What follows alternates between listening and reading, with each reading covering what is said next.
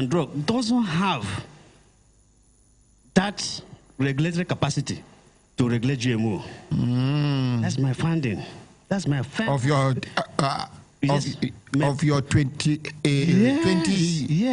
something years. Exactly. As far as GMO is concerned, they are being influenced. They rely heavily from outside, from what they are being told or what they are being, confirmed from outside. So just garbage in and garbage. You don't have the regulatory capacity. Quote me.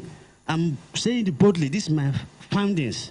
Okay, so, in that case, and if Nigeria doesn't have that regulatory capacity in terms of equipment and even in terms of human capacity, then how safe are you going to guarantee? How safe are you going to guarantee the product coming out? Here is the other microphone.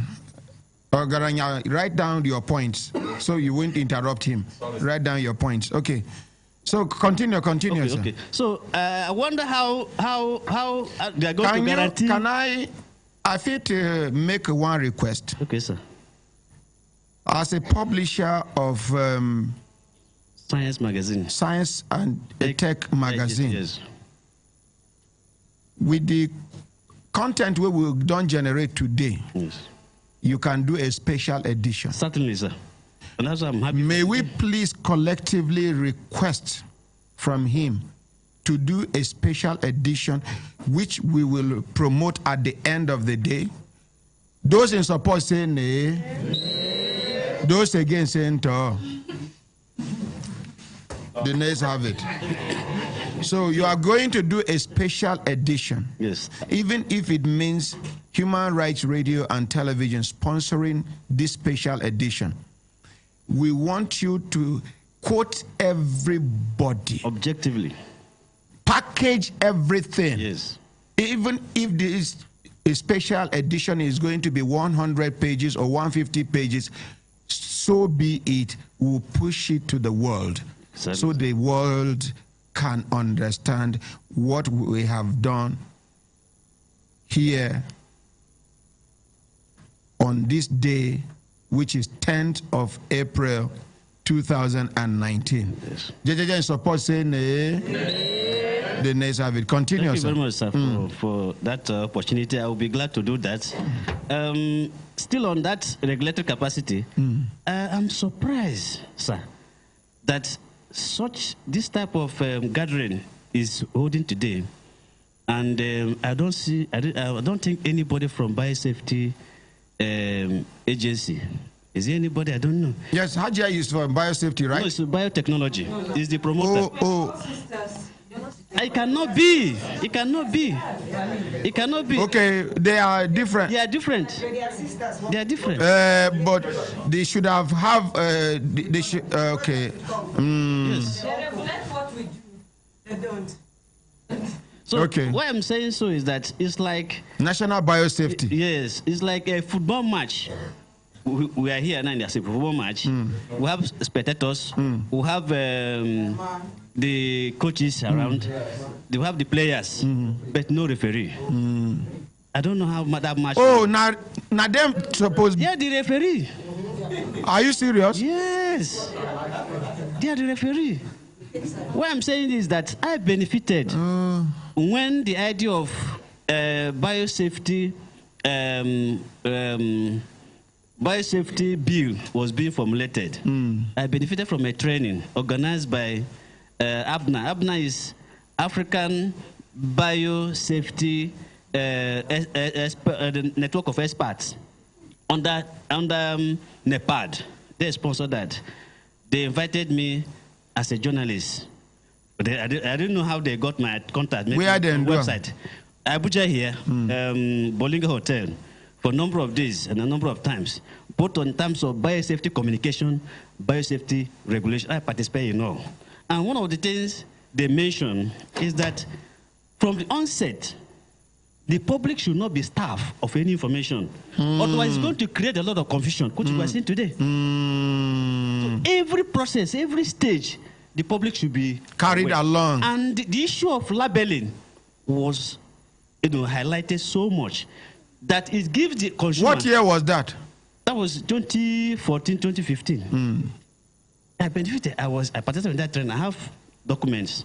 You know? So, and the way our manner is being communicated today is something I don't know how to describe it. So, regulatory capacity, well, we're not there yet. Okay, thank you. And talking about biosafety, there's another senior brother who shall not even mention into biosafety, and that's biosecurity. Nigeria is not there yet. And biosecurity should be on top. I describe biosafety and biosecurity like army and police. Biosecurity supposed to be, you know, to defend, like army defend the territorial integrity of the nation. While police, you know, maintain law and order. Inside. So biosecurity is supposed to be on top. I don't think there's any policy on biosecurity. Most serious countries have it. We're so prone, we're so porous. Okay. It's only God that is helping us. Thank you. And we should be faithful to God. Now let me move to the third one, which is communication. The communication aspect, like I'm trying to mention, you know, there's no strategic plan. What I'm saying is garbage in, garbage out. They select some, like you mentioned earlier, they brainwash some journalists, tell them what to say and what to write, and keep on. I've been listening, following up a news commentary from one of the national radio house. You know what it Which takes? radio station? If you permit me, I can mention it. Mention. And that is FRCN. 7 o'clock news commentary. Always, even yesterday, and every Monday, Wednesday, and Thursday, they sponsored radio commentary. And they're emphasizing on the benefit, commercial benefit of GMO. Nothing is being said on safety. They only say it's safe, it's safe. How can you guarantee their safety? So that's actually why I said I'm for and against. Because, yes, biotechnology can do a lot to this nation. You know, it can do a lot of things to help us, help the economy, and help the market. Quite all right. On that principle of responsible research. Then, whereby there's no strong regulation, it will be a disaster. Then the last one is the politics. The global scientific politics. I'm sure scientists knows that very well. Do we understand the game, the politics behind science? I was once told by a foreigner in this country who was heading an international research institute. I don't want to mention the name. Mention the name. Okay, it's IIT here. Meaning what? International Institute of Tropical Agriculture, based in Ibadan. The former country director of that place once told me in an interview that if there's what they do, that most of problems or sicknesses or diseases, most of them are being developed in the lab. Sicknesses and diseases? Yes, being developed in the lab. And how do they pass it? Is either through food or through animal, through plants or animal, so that it get to man. What is called zoonotic diseases. Zoonotic diseases? Zoonotic. I get them. Yes. So he said, and especially that disease being introduced, what follows is biomedicine. The remedy. And whose countries, companies sponsor it. Because now then they sell the medicine. That's the thing. Oh. So that's area, that's the politics. That is politics. Okay. That is politics. That's Thank you. Politics. So thank you. Are we there yet? That's my question. Thank you very much. Let's appreciate him. Yes. That my brother, even though he no raising hand, but in mouth they do mui. Now you? Oh, myself. Yes. Okay. Come sit down for a chairman chair. Just briefly. Once you sit down here, you are a professor. Temporarily. Good morning, everyone. Yes. My name is Lawal Amodu. I work with the African Center for Leadership, Strategy and Development here in Abuja. He was talking about international politics of it. And I kept wondering, because I was going through I was doing a bit of small research on the net, and it comes to my mind, once he made reference to international politics, I asked myself, yes, diseases are developed in the lab, release. Somebody talked about mosquito somewhere, and then that will cross over the borders and come over to, you don't even know where it's going to end at the end of the day. Yes, all of these things are for specific reasons. And this reason is basically profit. I ask myself, somebody mentioned that there are a lot that Nigerian researchers are doing, groundbreaking researches. I think that's the amount there. Yes. And I asked myself, I noted it immediately, and I said, these groundbreaking researches, what have we done with them as Nigerians? Have we no government support? Have we popularized it? Have we made it known to the whole world? And has the world accepted these groundbreaking researches? No, in my view. Let's appreciate this man, aka questionnaire.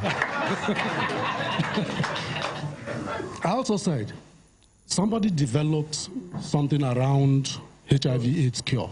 If you remember, there was that controversy. I get that. No, you don't have it. Abalaka had that cure. He made it clear. There's somebody else who also said he has that cure. Claim. Claim. And you see, this is the English they use for us. Claim. Have you really gone further to really test it and put it to ground? I hear say Abalaka even give Nigerian army that time.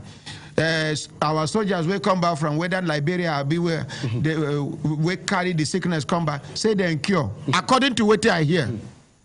And for me, these are things you need. I mean, so why do we talk about guinea pigs? You use it to test on certain persons or even the pigs and see the potency of all of that. And then you know the way to go forward. But will this international global politics allow what Nigerians are doing in the right path to see the light of the day? The light of the day. For me, I don't see that happening. So what I see generally around this whole issue of GMO and all of that, I quite appreciate what is coming from pro and against. You understand? I quite appreciate. But you see, there's a lot also that we need to ask ourselves. GMO for what? Professor mentioned 93 point something, 97 point something arable land in Nigeria. Nigeria. The percentage. So what are we telling ourselves? If you move, I mean, we need to move in the direction of this organic farming, as far as I am concerned. Because yes, even if it is going to, I mean, but we've been surviving with that ages, years, centuries. But I want you to consider the fact that our population is increasing compared to what we used to have before. And somebody raised this question with me yesterday, and I asked him, have you taken flight from Lagos to Abuja or Kano before? Did you ever see the expanse of land that is not That is very true. Check all of that. There are so many lands that are even Kaduna Abuja Road, if you drive alone. Do you understand? Why won't we do things that we know will not be anti-hazardous? Thank you. Why would we do things that will be hazardous to our existence? You eat something, you don't even know it. I stopped eating apple. I heard you. When you were from outside. I heard you when you were saying, when I was standing out, I stopped eating apple because I don't know where I go one meeting, Broadcasting Organization of Nigeria, Bonn, where the acting chairman of Bonn, Sir Godfrey Ohabunwa, organized. They give something. I drink water, I chop this. They give me apple. Make you not be like say I'll be local person. I just fold down, put them under my seat. When I won't come out, I leave them there. Walk out, go leave them there. So these are the kind of things we are talking about. So in my view, there is this commercial, there's this profit angle to it, and that's the only way I see it. Because if I plant something, at the end of the day, it will not be. When we plant things in my village, you plant, you're expected to bring it down, and then after a while, you cover it, it germinates. It brings out even mushroom for you to eat. And now you plant GMO, and then it doesn't decay. It affects the soil. So what are we telling ourselves? Thank you. In my view, my submission is this. Basically, it is this idea. If you go back to dependency theory, and you go back to international politics, you find out that all of this that they are doing has been planned long ago. It's been planned too long a time ago. You heard who mentioned? Somebody mentioned you mentioned about how many times Monsanto, the things that they have developed have been cancelled along the line, cancel, and you continue to cancel. All these things are things that have been planned for too long a time. We are just walking into it, and I don't see the possibility of our government protecting us in any way. That's my view. Thank you. Because they don't have those powers to be able to resist foreign capital. And foreign capital does not know boundary. Nassau, is it Nassau you mentioned? 500, do you have that kind of money in Nigeria? They bring it and tell you that they're using it to support your farmers. And you have no choice than to blindly accept what they are saying. And then they implant things that are not necessary for your own people. And then at the end of the day, we find ourselves, we are running into different kinds of sicknesses. Go to the Niger Delta today. Look at oil exploration. Look at the effect of it. Today, children under 10 are having cancer. And then we are talking about GMO. Madam, you need to tell me what product of this oil, because I eat granite oil very well. I don't know whether it is even granite oil. I need to know what, so that I don't go those ways. We need to really educate ourselves. Mr. Communicator also mentioned there's need for massive communication. Thank you. Let the people know. Let our people, it's not me and you. We already know. Because you carry your phone and you Google. But my father, my grandfather in the village, do they know all of these things? We need to really take this thing down to the village because it affects us. Even National Orientation Agency should be involved in this. That is if they have the capacity to do that. Because government things, for me, don't work the way they should work. Otherwise, why should we be talking about GMO? Then they will come back to us and tell us about election. And then a lot of us are scrambling and we are doing election and then we'll just vote them. And at the end of the day, nobody protects us. Simple thing, from eating food, we can all die. 10, 20, 30 years to come, we don't even know what is going to happen. And in my view, there is need, and I'm so happy that Human Rights Radio is really championing it. And you are not championing just because of championing. You are championing the human right, the fundamental human rights that Nigerians have been told will be projected and protected in the Constitution. But here we are, regulatory agencies don't have the powers to do all of this. So there's a human right angle to it. There's an international dimension of it. All of this we need as Nigerians to also come together and tell ourselves the truth, which way we should go. Thank you. Not everything that comes is gold. Thank you. And we need to know. Once again, your name is... My name is Lawal Amodu. You represent... African Center for Leadership, Strategy and Development. AKA... Question here. Barrister Ewa. Yeah, what about? Give her water, give her water. You don't talk well. Gallon. Thank you. Don't talk. Give her 1 gallon. No.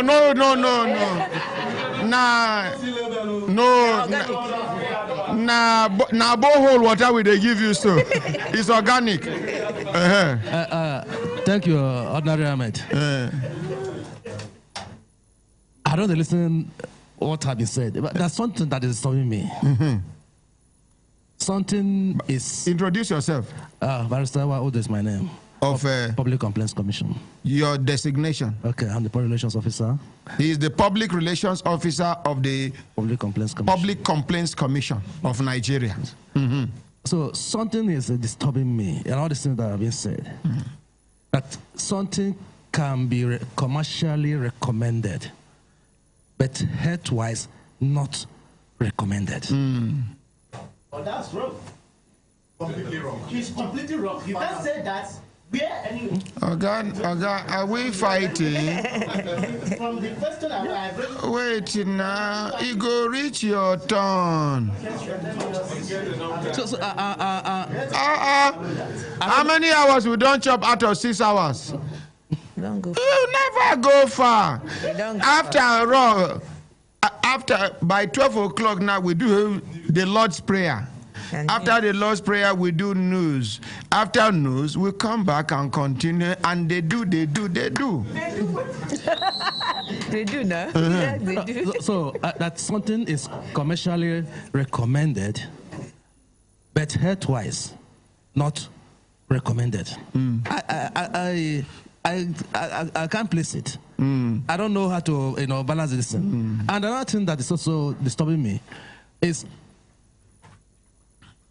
the issue of GMO, the country, like a country like USA, that we know that these things are coming from, we know their policy towards this right now.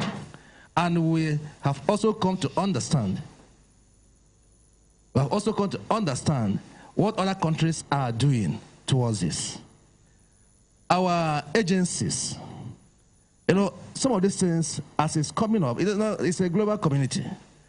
We have to also look into it. Why are these countries rejecting this? Why is it going the way they are going? Why are they testing these things for the first time in the history of the world in Nigeria? They have not tested it in any other part of the world apart from Nigeria. Why should Nigeria be the guinea pig country? Apart from that, what is a synergy? These are the regulatory agencies. Okay, we're talking about NAFDAC. I just want to talk about what our lady said. Say officially.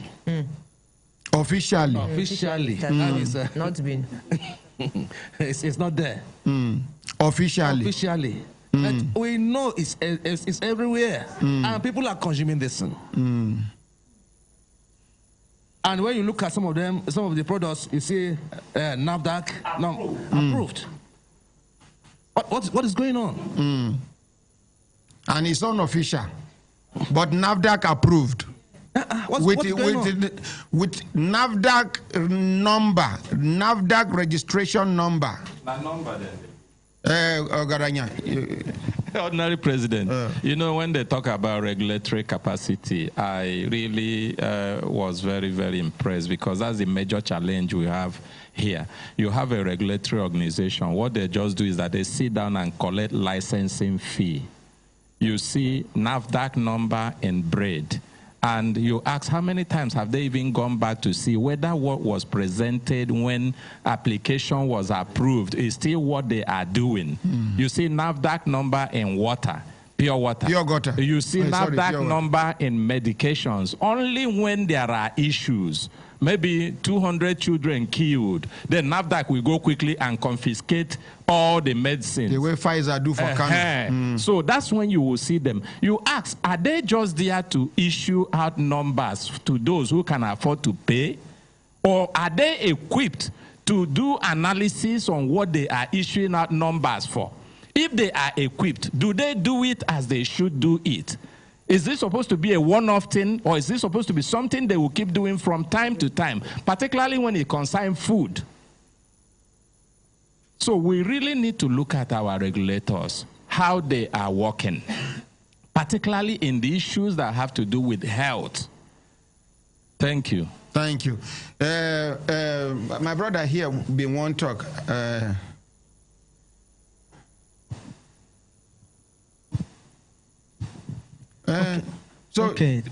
The news people are ready, ba? Yes. Okay, please, when we come back, we will continue from where we stop. Are we happy? Yes, sir.